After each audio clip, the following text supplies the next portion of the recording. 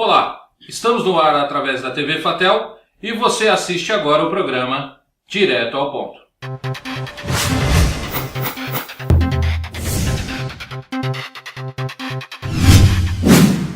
Hoje conosco, Felipe Ávila. Felipe Ávila é formado em Direito pela UCBB, formado em Teologia pela Fatel, Teologia pela Unifil, tem especialização em Direito Constitucional, é advogado, professor nos cursos de graduação da Fatel, Centro de Formação Humana, e membro da Comissão de Prerrogativas da Ordem dos Advogados do Brasil, do Mato Grosso do Sul. Felipe Ávila, é um prazer tê-lo conosco, uma honra muito grande. Prazer é todo meu. Felipe, eu quero já iniciar perguntando, lógico, da área de Direito, claro, isso tem a ver com Direito, muitos vão dizer que não, mas qual é a religião oficial do Brasil? Essa é uma pergunta interessante no direito constitucional, porque o Brasil ele não tem uma religião oficial. Contudo, há muitas controvérsias em análise ao próprio texto constitucional com relação a isso. Por exemplo, a Constituição, antes de iniciar o seu artigo 1º, ela traz um preâmbulo. E nesse preâmbulo, entre vários princípios que são trazidos, ele finaliza dessa modo: sobre a proteção de Deus, promulgamos a presente Constituição da República Federativa do Brasil. Olha que interessante. Ele já vem sobre a proteção de Deus. E ainda que no preâmbulo não venha falar que o constituinte originário, aquele que elaborou a Constituição, era cristão, era espírita, ou de alguma visão cristã, como por exemplo um evangélico ou um católico, ele já fala sobre Deus. E além de falar sobre Deus, ou seja, ser uma visão teísta, ele já fala sobre um Deus único, não fala sobre a proteção de Deus, é sobre a proteção de Deus. Então, por muito tempo, foi trazido essa visão de que a Constituição se denominava laica, ou seja, sem uma religião oficial, entretanto, ela não era tão laica assim. E é interessante que em 2002 teve o julgado no Supremo Tribunal Federal que o Estado do Acre entrou com uma ação direta de inconstitucionalidade.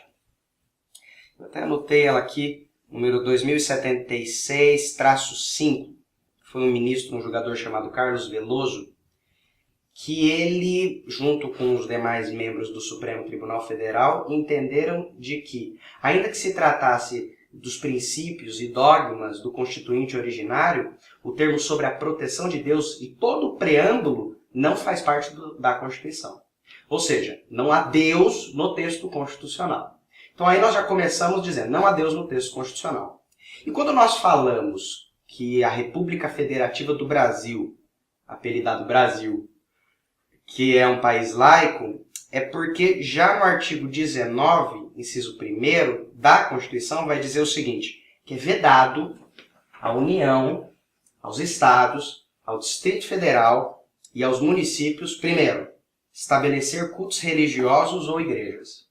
Segundo, subvencioná-los. Terceiro, embaraçar o seu funcionamento, ou seja, você não pode nem ser a favor, mas também você não pode ser contra templos de qualquer culto. Interessante que ele não usa necessariamente só o termo igreja, ele diz templos de qualquer culto. E também é proibido manter com eles ou seus representantes relações de dependência ou relações de aliança. Há uma exceção no artigo 19 da Constituição que vai tratar de que, na forma da lei, é possível a ligação do Estado agora não o Estado em si, mas o Brasil, com seus órgãos, é possível a parceria do Estado com essas entidades religiosas, não apoiando-as, não prejudicando-as, mas participando junto com elas para fins sociais, na forma da lei. Aí é permitido. É interessante que o Brasil ele não é um Estado laicista, é um Estado laico. E é muito importante ressaltar a diferença entre o Estado laicista e o Estado laico. O Supremo Tribunal Federal ele veio essa questão muitas vezes para ele, principalmente quando se foi julgar a questão referente ao aborto de fetos anencéfalos. E aí o relator O relator é aquele que traz o primeiro voto, a primeira decisão, a decisão central ali para que os outros ouçam e julguem posteriormente. O relator, quando ele traz essa decisão, ele faz uma preliminar, antes de começar a falar se ele entendia cabível ou não cabível a questão do aborto. A preliminar dele é o Estado laico brasileiro. E ele entendeu essencial trazer essa visão. Por quê? Porque o voto dele foi no sentido do cabimento do aborto nesses casos, neste caso, e aí ele traz essa visão de Estado laico e laicista trazendo essa diferenciação. Ou seja, laico é um Estado que não tem religião. Ele não é ateu, ele não é agnóstico, ele não é teísta, não tem religião.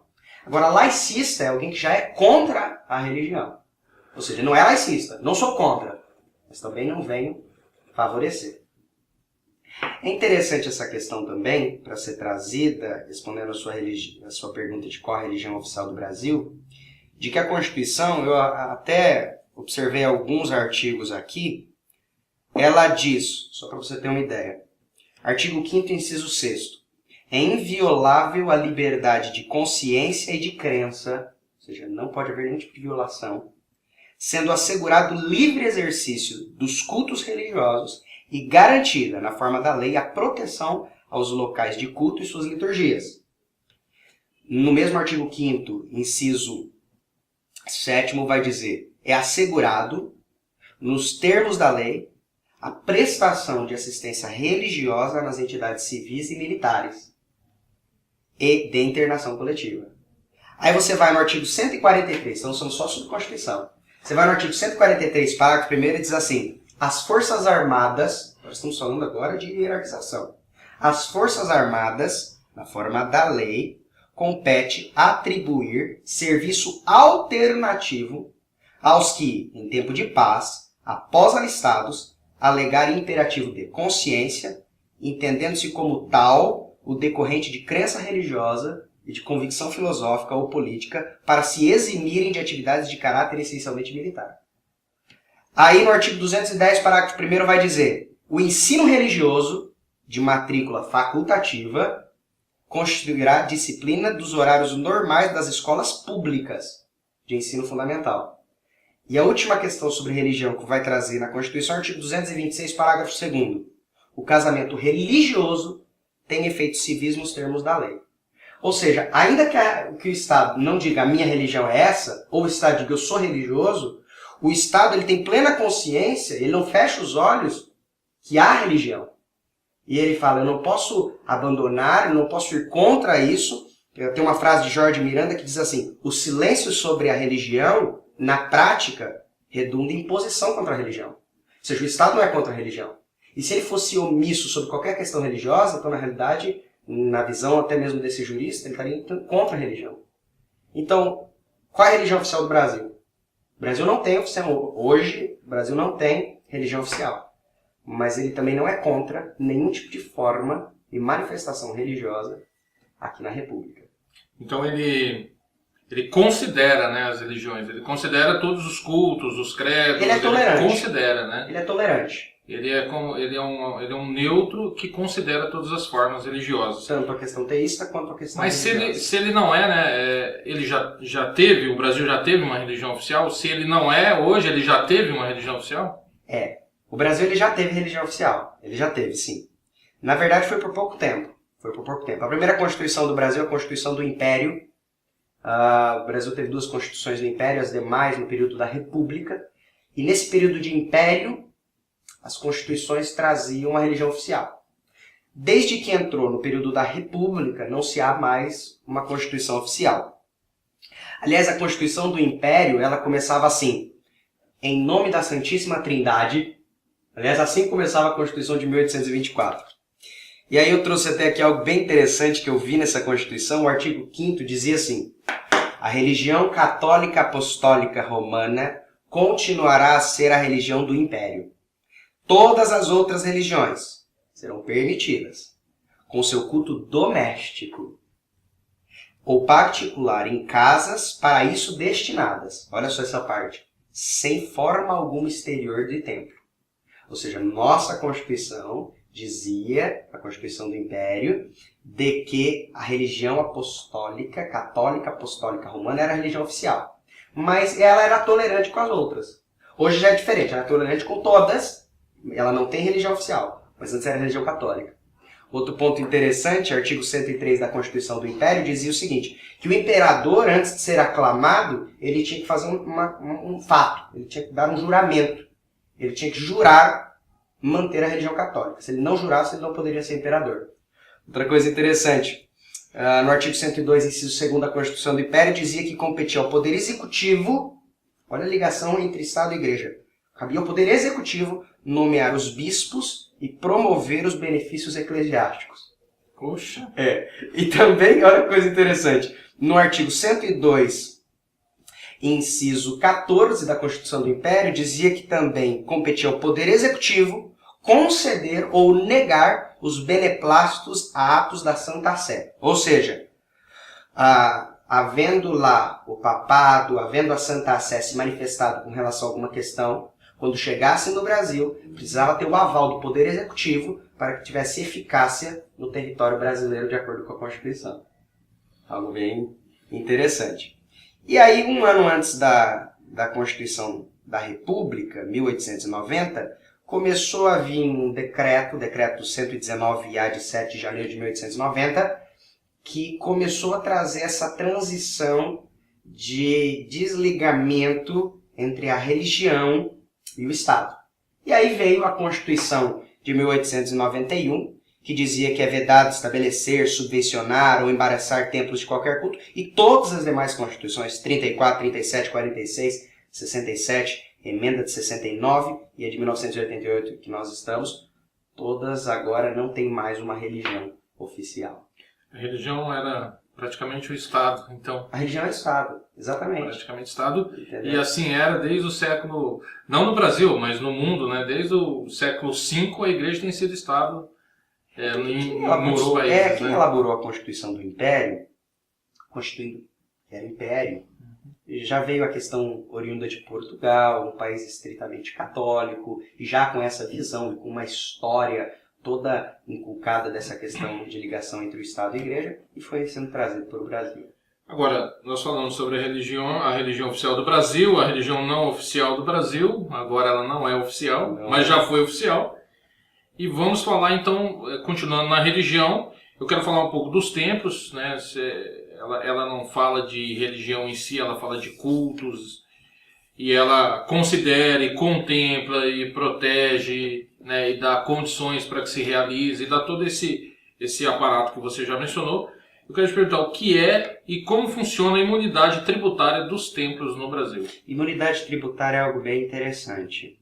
E, na verdade, o constituinte originário, ele concedeu a questão da imunidade tributária, essencialmente com base em tudo isso que nós falamos, de todos esses direitos que ele dá, de todos esses benefícios que ele concede para que não haja nenhum embaraçamento desses templos de qualquer culto, e para que esses direitos que ele dá possam realmente ter eficácia, ele faz o seguinte. Tem um artigo, o artigo 150, inciso 6º, a linha B, da Constituição diz assim: sem prejuízo de outras garantias asseguradas ao contribuinte, é vedado à União, aos Estados, ao Distrito Federal e aos municípios instituir impostos sobre templos de qualquer culto.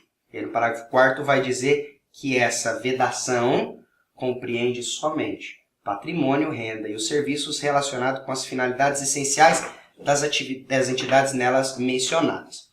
Então, traz imunidade de impostos, imunidade tributária relacionada a impostos, a templos de qualquer culto. Ele não fala sobre igreja. Então, quando ele fala sobre templos de qualquer culto, havendo questão relacionada à divindade, havendo uma questão que seja monoteísta, que seja politeísta, que seja uma questão umbanda, uma questão espírita, uma questão de uma religião que se formou agora, não precisa ter uma tradição histórica, havendo a comprovação de que aquele local tem se tornado um templo de qualquer tipo de culto, há a possibilidade de se manifestar para que haja a imunidade de impostos com relação a ela. Eu até vi um caso interessante, um recurso extraordinário que chegou até o Supremo Tribunal Federal, 578-562, relator ministro Eros Grau. Em 2008 eles entenderam, era um grupo religioso, que o lugar que eles se reuniam, o templo deles era um cemitério. Então, por se tratar de um cemitério, ainda que fosse um cemitério, mas como era o templo de qualquer culto, o STF entendeu que ali cabia a questão relativa a essa imunidade. Muito interessante. E a importância de ressaltar a questão do templo de qualquer culto é que o Supremo Tribunal Federal, através de um recurso extraordinário 562-351 do Rio Grande do Sul, em 2010 entendeu de que a maçonaria não tem direito a essa imunidade. Por quê? Ele até utilizou vários fundamentos, até próprio dos sites das lojas maçônicas, onde está expressamente escrito, não é uma religião, é uma filosofia, como eles colocaram, é uma ideologia de vida, é uma associação privada, não tem dogmas, não tem credos. Ou seja, então por causa desses elementos, não é templo de qualquer culto. Que culto é lugar destinado ao culto. Ao culto a alguma entidade. Ao culto, como a maçonaria não é ligada a isso, ela não tem essa imunidade. Poxa, interessante, né? Pensar nisso tudo. E eu estou aproveitando você falando tudo isso sobre essa imunidade. Embora seja diferente a imunidade da isenção, mas a gente acaba relacionando, você pode até falar um pouquinho sobre isso. Estou pensando aqui nessas igrejas que têm imóveis alugados e chácaras, né, nas chácaras de igreja. Como que funciona a imunidade tributária referente aos imóveis alugados e às chácaras dessas igrejas, das igrejas, seja de qual religião for, né? Eu tenho julgado aqui do Supremo Tribunal Federal com relação a essa pergunta que você trouxe, um recurso 3258822 de 2004, e é interessante que ele diz o seguinte: a imunidade prevista no artigo 150, inciso 6º, a linha B da Constituição, essa que nós acabamos de falar, deve abranger não somente os prédios destinados ao culto, mas também o patrimônio, a renda e os serviços relacionados com as finalidades essenciais das entidades. E aí, com base nesse entendimento, ele entendeu o seguinte: havendo qualquer tipo de imóvel alugado, então a igreja hoje ela tem 10 imóveis, por exemplo. Ela comprou 10 imóveis e ela usa um para suas atividades. Os demais ela aluga. E ela aluga para terceiros que não têm nenhum vínculo com a igreja. Entretanto, pelo fato do rendimento ser provindo para esse templo de qualquer culto, há essa abrangência interpretativa do artigo para que haja também a imunidade. E isso se entende de que o templo de qualquer culto é todo lugar onde há o culto. Se há esse templo de qualquer culto num lugar que nós hoje, os cristãos, denominam igreja, então é ali. Mas se esse templo de qualquer culto, se houver uma modificação daqui para uma chácara, ali vai ser o templo de qualquer culto. Se houver daqui para um outro lugar, no caso do cemitério, como nós falamos, ali vai se tornar o templo de qualquer culto. Então, onde houver essa atividade permanente de templos de qualquer culto, de prestação de culto, há essa imunidade. Esse é o entendimento da Constituição. Ela é muito ampla com relação a essa matéria. Isso é apenas um mero resumo de tudo o que fala ela, mas a Constituição ela tem por fim dar essas autonomias, e ela não pode se silenciar, mas ela também não pode assessorar. Então ela precisava achar um meio termo para isso. E através desses elementos que a gente comentou aqui, é onde traz essa questão. Aproveitando e caminhando já para o final do nosso programa, eu queria que você falasse um pouco a respeito do que tem acontecido hoje no Brasil, um apelo quase que, eu vou chamar aqui de um apelo popular, no sentido de tirar essa imunidade das igrejas. A gente vê aí na televisão, na mídia, né, escândalos, uma coisa que aconteceu lá, outra coisa que aconteceu ali, como a gente falou, imóveis, outras propriedades, fazendas, helicópteros, aviões e muitas outras coisas. E aí existe um apelo popular, onde a gente vê isso, Facebook, né, nas redes sociais, a gente vê as pessoas dizendo que as igrejas deveriam perder essa imunidade. Essa imunidade. Né? E a gente sabe que hoje existe esse apelo, a movimentação de deputados federais, como que você vê isso tudo e o que está acontecendo? Eu queria que você falasse um pouco, caminhando já para o final do nosso programa. As igrejas, o templo, o trabalho que a igreja cristã faz, tanto na sua visão protestante quanto na sua questão católica, os espíritas, não tratando agora da questão de dogmas em si, mas na questão de trabalho social. É um trabalho social elementar, essencial. Razão pela qual já falamos que a própria Constituição assegura as entidades militares e aos hospitais, essas questões de saúde, o acesso das entidades religiosas lá dentro, entendendo a importância dela e a própria incapacidade do Estado de conseguir prestar todo esse serviço. Uhum. Hoje, se nós analisarmos a questão constitucional, nós vemos que todos esses direitos foram dados pelo reconhecimento da importância social das entidades religiosas. E essas entidades religiosas, muitas vezes, elas só têm a possibilidade de trabalhar através dessas imunidades. Porque se não houvesse essas imunidades, muitas vezes estaria cerceando a possibilidade de trabalho. Entendeu? Por quê? Porque, às vezes, o rendimento que elas teriam, através de doações, que é daí que vem, ou de aluguéis, nesses casos que nós comentamos, todos esses rendimentos, talvez seriam para pagar impostos. E aí o objetivo nós vamos fornecer isso para vocês, primeiro, para que vocês não tenham nenhum embaraço nos cultos de vocês e para que vocês tenham a plena possibilidade de prestar esse eficaz trabalho social que vocês fazem. Entendeu? Se nós analisarmos pontos isolados de igrejas X, de cultos, de templos religiosos X e Y, que agem de maneira desonesta com relação a isso, não há possibilidade de generalizar. A imunidade não é só com relação à igreja. Imunidade é com relação a partidos políticos, em alguns casos, com relação a certas entidades civis. Então, todas essas visões, quando dá imunidade, não é apenas por uma questão sem razão alguma que a imunidade foi concedida, mas ela foi concedida buscando e pensando num bem maior. Então, retirar essa imunidade não teria nenhuma lógica. Não teria nenhuma lógica olhando o todo. Olhando pontos isolados, a gente tem argumentos tremendos. Mas olhando como um contexto geral, se torna um prejuízo. Um prejuízo. Razão pela qual, desde 1988, já é concedida essa imunidade pela Constituição. Interessante, né? Uma parte da tua fala aí de que o Estado, reconhecendo a incapacidade de prestar esse serviço, né, acaba que apoiando ou assegurando, né, ou legitimando esses serviços. E como você disse, né, pontos isolados uns nos outros, cabe até o Ministério Público ir lá investigar e fazer o que tiver que fazer.